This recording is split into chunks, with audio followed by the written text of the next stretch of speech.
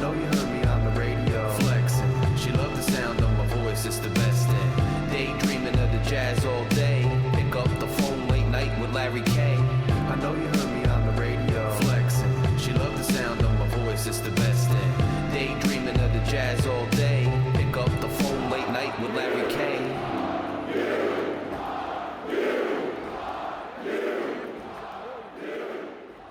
Hello, all Night Watch listeners, Scarlet Knights fans. Welcome to another episode of Night Watch. I am your host, Larry K.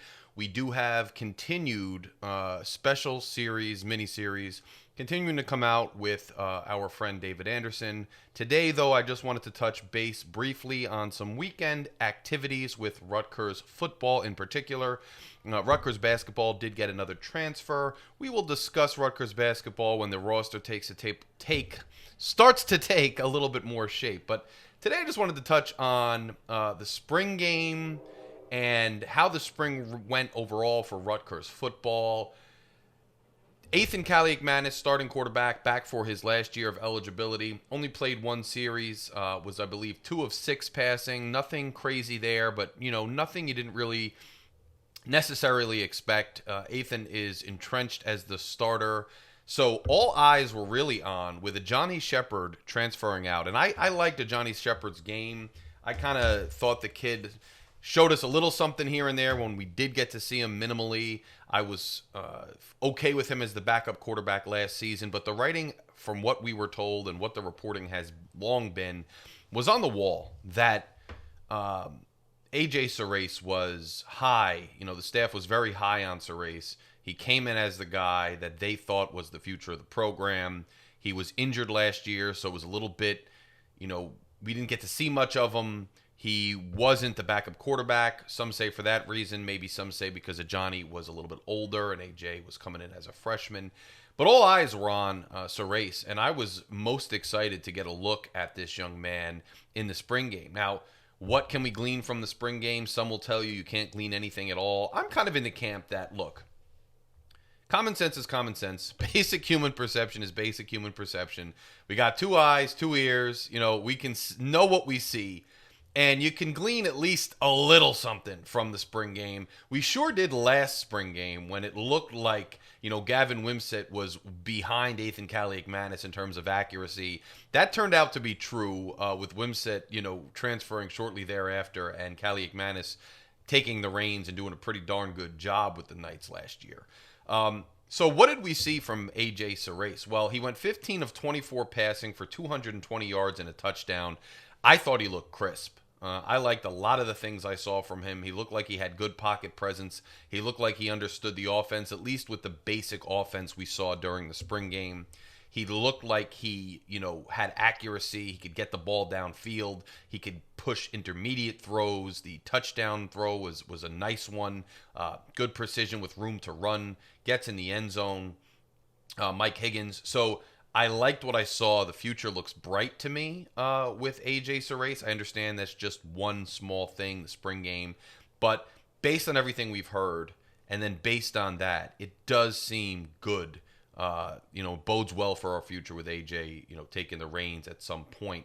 So I'm excited about it. I liked what I saw. You could have seen something where, it was an okay showing and you just chalk it up to, hey, it's the spring game. He's a young player. But instead, what we saw was very encouraging. Nice pass down the sideline to Ben Black. And Ben Black looks like he's filled out a little bit from a physical standpoint. And remember, with the emergence of KJ Duff last year, you already have Ian Strong kind of entrenched. There was a whole lot of attention on Duff, and for, rightfully so. Excellent, kind of explosion onto the scene for Rutgers. You have these 2 Long Island receivers who are long guys, the old school, big-bodied receivers that we have come to love in the Schiano brand of Rutgers football. And Ben Black had some nice showings last year when he did get in the game, but with Dymere Miller going out there and doing his thing, Black wasn't necessarily emphasized as much as, the talent and the ceiling might have indicated to us. Well, he looked good on that pass. He looks like he's going to be a force to be reckoned with. And having other receivers there, it can never be a bad thing. I think wide receiver is quickly becoming a strength for Rutgers football right now. Vernon Allen III is a name we should remember. Vernon Allen III catches a pair of long, intermediate passes, 20-plus yards from Serace. And I think when you look at the wide receiver room, it's something to be excited about. These guys are younger. I know Ian Strong is now a junior, but he's only a junior, not a senior. And these other guys are much younger, sophomores and freshmen. And they look like they have a ton of potential. And it's nice to finally be able to say for the first time in several years, starting with last year, that we have a quarterback who can actually get the ball in the hands of some of these talented wide receivers. Now, you're going to see, and we saw it last year to some extent, where Ethan Kaliakmanis and Kirk Shiraka, they had to open up the offense, and they had to throw the ball. And it added another dimension to Rutgers that really benefited us. And I still think we could have snuck out another game or two, and I'll talk to Mr. Anderson about that, and we've talked about that. But, we needed that last year. Kyle had some injuries, and then we just needed it to get teams off balance. Well, now Kyle Monungai gets drafted. He's gone. And I am very confident in Raymond and Benjamin and these other guys to step up. Gurrier, I'm excited about these running backs, right? But it's a different dimension than when you had, a leading rusher, one of the best running backs in the conference that you could lean on, who was almost always going to get you 1 or 2 yards a carry, no matter how hard it was. Losing him and now relying on younger guys, with maybe a little bit different skill sets, you're going to have to open up the offense, and you're going to have to make use of these receivers. And it's nice that we have a quarterback who we are confident in can get the ball to these receivers. You still have Fama Toure as well, who, by the way, won an award. And I understand we're going to talk about his brother in a second, but he won the Mark Mills Award, second effort award, for the most improved offensive player. And he had a decent amount of fanfare coming into the program, and we saw him here and there in the spring game. We saw him get some reps, but he didn't really emerge last year and seemed like he might have been surpassed by some of these other guys. Getting the most improved offensive player award shows me that I think he might be a bigger part of the offense. Now, in the spring game, he goes down early. I think Al-Shadi Salam was in coverage, and he looked like he was kind of really involved in the secondary. And remember, he had switched from running back, and we lost a ton of secondary players, obviously, in Robert Longerbeam. Obviously, Max Melton went the year before. You lose Shaquan Loyal as the safety. You lose Eric Rogers. So you're going to need some depth, and you're going to need some players in that secondary. It was nice to see Salam kind of all over, but Fama Toure gets hurt. Looked like he might have hurt his shoulder. I'm hoping he's okay. We obviously have several months to go before the start of the regular season. So you hope he's okay, and winning that award shows you that the wide receiver room may be even more strong than we initially thought, which is good news. Zaire Angoy won the most improved defensive player. We're going to need to see improvements on that line, especially with what we're seeing with linebacker. And defensive lineman DJ Allen wins the Frank Burns award. So outstanding mental and physical toughness. That's stuff you want to see. You saw Moses Walker, I think, getting his nose in there on several plays, hitting the gaps, maybe a bit improved. I haven't watched the game in depth, but we'll talk to, David Anderson and some other people about that, and I'll take another look at it to see how well the linebackers were in general. Sam Robinson, entering his second season, he showed out a little bit there. We're going to need good play from him, and we're going to need good play from Jabome and from Moses Walker. And if it isn't Moses Walker, whoever else steps up into that role, given the fact that we received some disappointing news at the end of last week that Mo Toure is transferring, entering the portal. Now, in my opinion, this is one of the reasons that I just get so frustrated with the current state of college sports. It's not that Mo wanted to go out and take care of his family and seek, maybe a higher payment this year. It's the way that it goes down. He gets injured before last season, and that was his second serious leg injury. And the team takes a serious blow because of the leadership he brought to the table, because of the dynamic playmaking ability he brought from the linebacker position. and it changes the way that Rutgers defense is going to function altogether last year.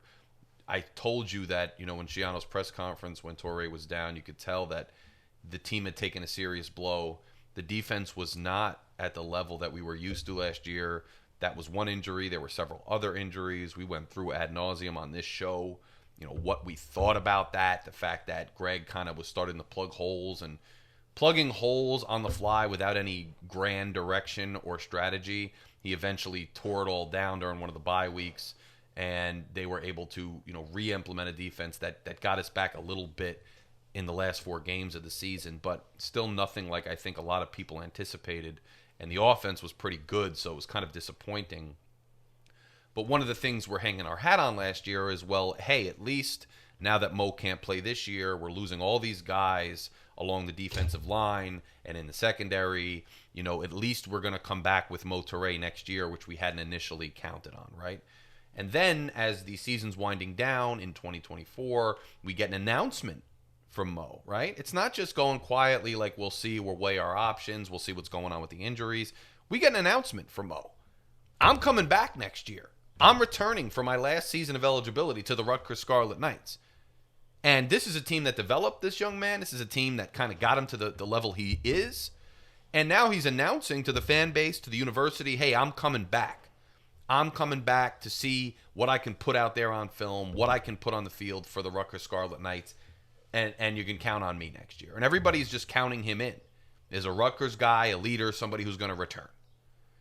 And then right at the end of the transfer portal window, and I know there's some confusion, since he's a grad transfer, he already got his degree. And look, whenever a young man gets their degree from Rutgers University, they are an alumni. I said this with Paul Mulcahy. I said this with Cliff Amori. I'll say it again and again.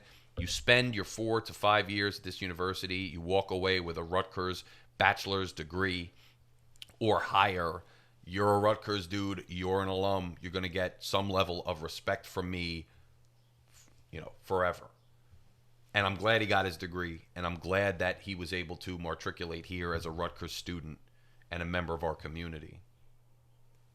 But right at the end of the transfer window, whether he could have, transferred after that or not is somebody in the comments give me some clarity, because he would be a grad transfer. But right at the end of the transfer window, when Rutgers thinks, okay, we've absorbed all the departures that that we kind of expected, some of them maybe a little more of a blow, but we kind of know who left. We know what we have, and one of the things we have is this super senior leader who, when healthy, can really add a dynamic element to our defense, and we got him.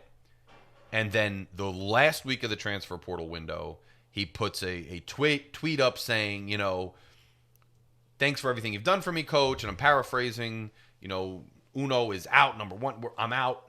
And then he takes it down, and there's speculation, is he going to stay? It seems like Rutgers probably fought to keep him, but maybe the outside forces, whether that's people in his camp, whether that's schools that are offering him more money, maybe that's somebody in his ear, I don't know, an agent or something. He all of a sudden is teetering, and then, Friday we kind of hear, look, he's probably gone. And sure enough, then it gets reported Mo Toure is entering the transfer portal. Now, there's a lot of speculation out there. Is it Miami? Is it, Syracuse? Is it dreaded Penn State? If it's Penn State, I think some of that goodwill for getting the Rutgers degree and all that takes a blow. That's just me being a fan. Not as a personal thing or a man, but as a fan, that takes a blow. You go to Penn State after leaving us high and dry at the end of the transfer cycle. Now, there's a lot of, Rutgers fans tend to do this. I guess every sports fan, oh, well, he's not going to be healthy anyway. Well, coming off 2 injuries, somebody's going to overpay. That's their problem. Maybe. Maybe he doesn't come back the same player as he was. But if he does, or even if he's, 75% of what he was, and he brings leadership and a certain level of emotional heart and charisma to the team, that's a blow for Rutgers. Especially a Rutgers team that is still trying to find its footing with a tough schedule coming up, with a veteran quarterback and what I think is going to be a solid offense, although you lose a pillar at left tackle. You're going to need your defense to be much improved over last season, and you lose that piece any way you slice it, it's not good for the Scarlet Knights, and it's disappointing. And that's one of the things about this new era of college sports that bothers me.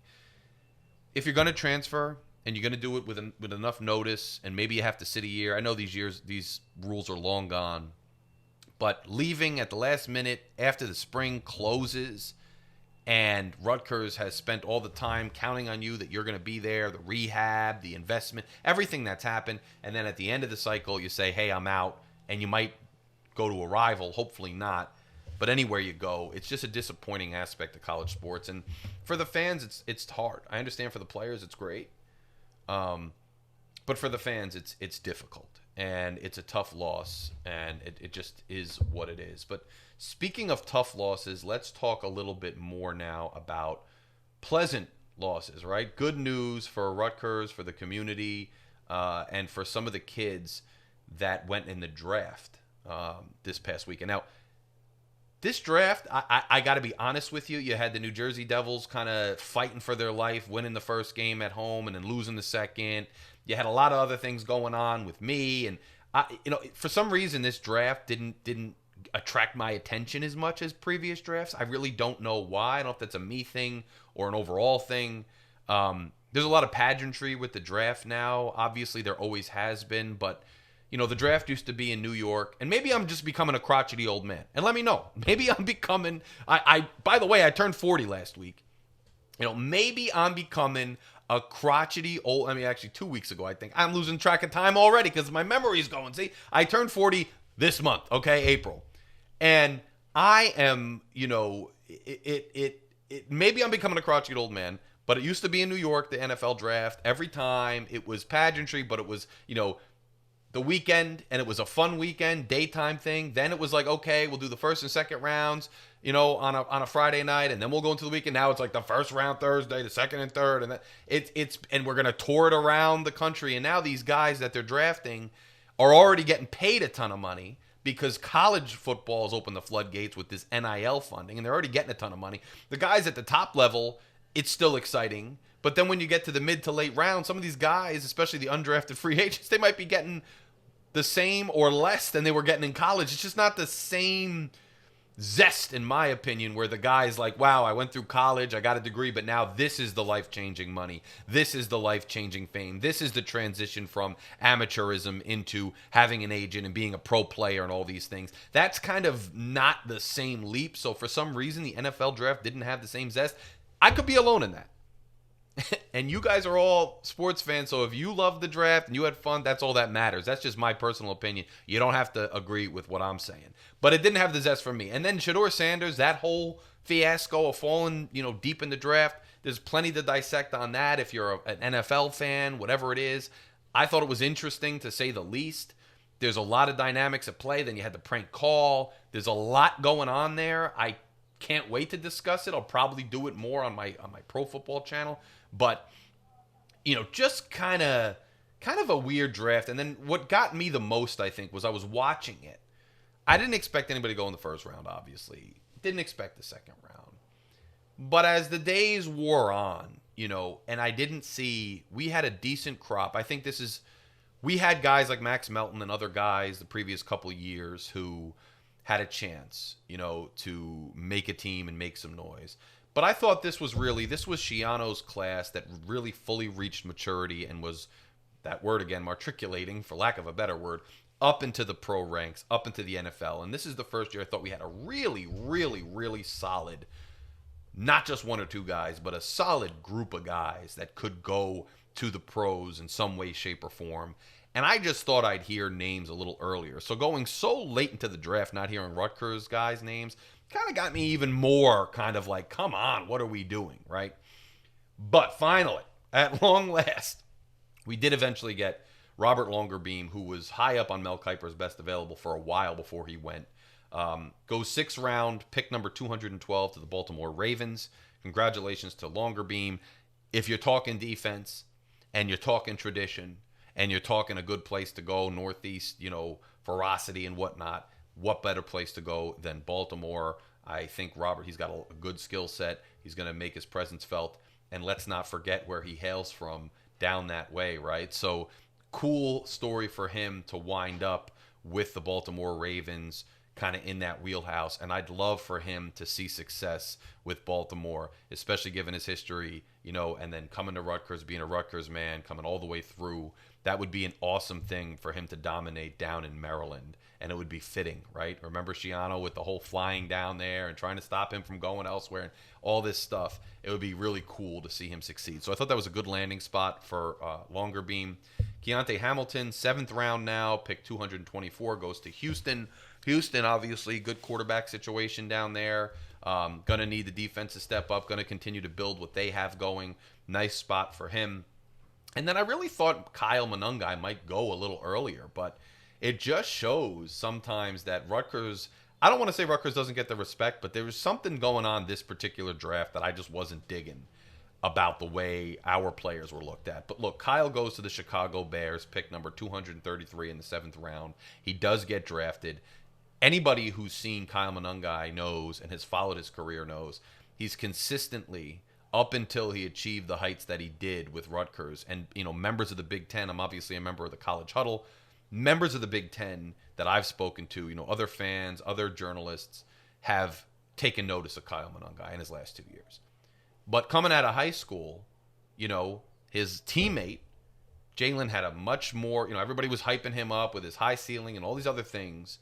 And there were some who said, well, watch Kyle Monangai. And I was somebody who early on in his career, when he would get a few carries, saw something even, aside from what people were saying, good or bad. I saw something, the way he carried the ball, the determination, how ferocious he was with the ball, how he hit the holes decisively, and how he was even able to cut back when he needed to and then find another hole decisively, quickly. And then his pass protection was just beastly once he developed into it. And obviously, ball security, huge thing. He's just the type of running back who, with his intangibles and his hard-nosed ability to run, you just don't see that all the time, especially in the modern era. And I think Chicago is going to be in for a very pleasant surprise, if you can call it that. Maybe they knew what they were doing. It's going to be a nice thing for them, okay, to see him develop. And I expect him to do well in the league. I don't know, to what heights, to what end, but I think Kyle Monangai is probably going to be somewhat of a steal in that draft because he brings intangibles and tangibles to the field that you just don't see. And, for somebody who led the Big Ten and somebody who made such an impact in a conference like that, to go that low, I think the team that picked him up in Chicago is going to be very heavily rewarded for what they did. Desmond Igmanosin, undrafted free agent, goes to Baltimore, joins Robert Longerbeam. They bring a little bit of that dark side defense to Baltimore. Good fit for them in general. I thought Igmanosin had a lot of promise earlier in his career. About mid-career, he was an impactful player. Towards the end, especially last year, I don't know if he was fully healthy. I thought there were some issues there. So we'll see what happens. I wish him the best of luck. I hope he's successful with Baltimore as well. Shaquan Loyal, been one of my favorites. Stalwart, really, in the back there for several years. He was a starter, I think, from sophomore, junior, and senior year. Just like a guy who, even when he got knocked around, he had an injury, a bump, a bruise, he was always reliable, always playing, knew his assignments, knew what he was doing, and was somebody who was just a perennial starter for Rutgers. Now, were there times with, certain plays to the outside and certain things that Loyal, wasn't optimal in some situations? Yes. Those were, maybe some people realized, okay, Loyal's probably a player that's going to the league, but he might wind up getting, being an undrafted free agent. But a guy like that from West Side in Newark, what he's been through, what he's brought to this team, single-handedly saved us from a Temple loss, really, a couple years ago in Philadelphia, which I was at that game, and has just been a consistent perennial starter. Those are the guys that you want to see go to the league and get their shot, right? If you come to Rutgers and you're a perennial starter and you're a reliable, vital piece of a Rutgers team on either side of the ball for that many years. You want to see a guy like that get the respect he deserves and go to the league. And I think Loyal's going to do well. I think Cincinnati, from my understanding, really didn't take many secondary players this draft. So he's one of the freshest guys they have and one of the few young players they have in that secondary. Loyal's a hard worker. He's a reliable guy, and he brings an element to the table of understanding the defense, being a strong player and a hard-nosed player. I mean, the way he hits sometimes, the way he gets in there, causes turnovers. He's done several times, been, Rutgers guy in that sense with the turnovers, opportunistic on defense, creating plays that way, getting in there, not afraid to get close to the line and make plays there. He's a dynamic secondary player, and I think he's going to do well too. So it was awesome to see Loyal go to Cincinnati as an undrafted free agent. Tyreme Powell goes to New Orleans, undrafted free agent. Tyreme was probably on a trajectory, a really high trajectory, I think, before the two injuries.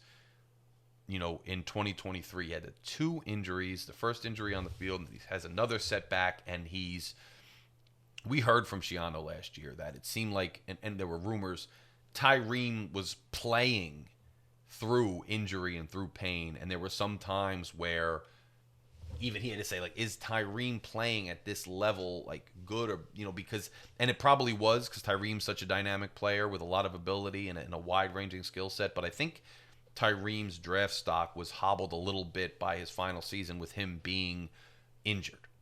And that's another player where I think New Orleans and taking him as an undrafted free agent is going to be rewarded. He's got a lot of upside.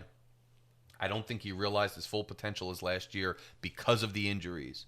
I think had you set those injuries aside, number one, that Ohio State game might go differently because he might be there to set the edge, when the running back breaks out and goes for a long touchdown that kind of took that game away when we were in it. And number two, I think you see him continue his upward trajectory and continue to increase his stock value, his draft value, I should say, and continue to develop as opposed to trying to battle injuries just to get back to where he was. And I think when he's fully over those injuries now, he's had a lot more time to do that. I think he's going to have a good time in the NFL, and I think teams are going to be rewarded with his skill set. We'll see what New Orleans does with him. And remember, these undrafted guys, they're going to teams, they're taking their shots, and either they make that team or there's a chance they wind up on that team's practice squad or they wind up on another team's practice squad because they're putting film out there. So once you get in there as an undrafted free agent, there's still a lot of opportunity for you in the league one way or another. These guys are young. These guys have upside. I'm cheering for all of them, and I think they've all landed in decent places. Perhaps none other than Holland Pierce with the Philadelphia Eagles. Philadelphia notoriously spends a lot of time on their lines, both sides. It's really been dominant. It's part of the reason they're Super Bowl champions. It's made them perennial contenders year in and year out. A little disappointing that it seemed like Philadelphia, based on the reporting I've seen, Philadelphia wanted Holland, but then they still went on to take two tackles later in the draft before him. But then on the other hand, apparently they spent a large chunk, almost like a huge majority of their money, their undrafted free agent money, on Pierce. So they clearly wanted him, and they wanted to dedicate as much money as they had to get him there. So they clearly wanted him. It's just in that group of all those guys, is Holland going to stand out? Is he going to make the team? I hope he does. I think he's more than capable of doing it. This was a guy who came in vastly underrated, got himself into shape, made himself, again, a perennial starter with Rutgers. There was no doubt he was going to the league. I thought he'd be drafted, quite frankly.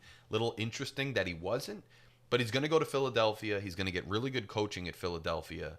And, whether he stays on with them, makes their practice squad, eventually ascends the depth chart there, or whether he gets that good coaching, puts things on film, and then gets an opportunity elsewhere, I think Holland Pierce is going to have success in the league. They need guys of his size. They need guys of his ability to consistently increase his skill set and whatnot. And I think he's going to do well. It's a good landing spot. It's a good team. They've got good coaches. It's just a matter of, hey, can he set himself apart? I think he can. I hope he does. Decent landing spot for him. Eric Rogers goes to the Los Angeles Chargers. Dymere Miller to the New York Jets. I can tell Jets fans, I know you're going through a weird transitionary period. Things have been really weird in New York. Just let's say, really weird. Dymere is somebody who is I think he's a good route runner. I think he knows how to find spaces in the defense. At the NFL level, we'll see. But he stays in Jersey, and Dymere gets his shot there, and I think that's awesome for him. He came here as a one-year transfer. I think he gave us a lot in terms of, being a security blanket for Callie McManus, and even, a guy who was the go-to guy several games. He created a lot of, there was a lot we could do with him all over the field last year. And so it's great that he's kind of ascended, came to Rutgers, made a name there, and now gets his chance in the NFL with the Jets. I'm rooting for him. And Austin Riggs winds up with Minnesota. So even though it was a slow start with the draft, and I was a little disappointed at first, I'm happy that these guys all landed somewhere. I do think, again, that this was a talented class from Rutgers, and I truly think when the dust settles, maybe not all the guys, but I think that when the dust settles, you're going to see a significant amount of these guys, a handful of these guys, make an impact in the NFL. And I think that's the first of many classes under Greg 2.0 that we're going to see that. And that's getting back to where we had reached in 1.0. Yes, we didn't have a national title. We only had a share of the Big East championship, but perennial bowl contenders in bowls every year with guys matriculating through the university who are then getting opportunities in the pros consistently. That's a respectable ball program. That's what Rutgers wants. That's what I wanted. And I think this is the first of many classes where you see a handful of guys be impactful. Maybe the NFL thought they could get away with undrafted free agents and lower draft picks, which I guess these teams did. But I think you're going to see these guys make waves, and that's what we'd love to see with Rutgers. So, interesting weekend for Rutgers football in many aspects. Spring game, I wish it was nice. I think 2 out of the last 4 years, we've had like a rainy, not so good weather spring game. It's nice when the weather's nicer, But anyway, I hope everybody's enjoyed that. Spring ball is officially over. We are going to get ready now for training camp. Before that, we are going to have on Night Watch more episodes of our mini-series, Embracing the Future of College Athletics with David Anderson. Also, The Ceiling under Greg Schiano. We're going to have part 2 of that with David Anderson. All of that's coming your way very soon. Thank you to all the new subscribers. And if you have not yet subscribed, please click that button. It's right here. It takes us, just click it now. Just right there. Click subscribe. Let's get to 1,000 subscribers. We're so close. Thank you all for your support, for your comments, for your listener and viewership. Remember, if you're watching on YouTube, you could find us on any major podcast platform on the audio version. If you're a regular audio listener, please take the time to rate the podcast on whatever platform you use, whether it's Apple or Spotify. That increases our notoriety, gets more listeners, and continues to let me do more things with this show. So make sure you rate us on the audio podcast platforms. And if you're listening on audio, come on over to YouTube, subscribe. If you're a YouTube listener, you can go listen on your favorite podcast platform when you're driving to work, when you're at work, when you're doing chores, whatever you're doing. So thanks to everybody who listened. Let's go Knights. We're excited for another season, and we've got more content coming at you soon. Larry K is out for now.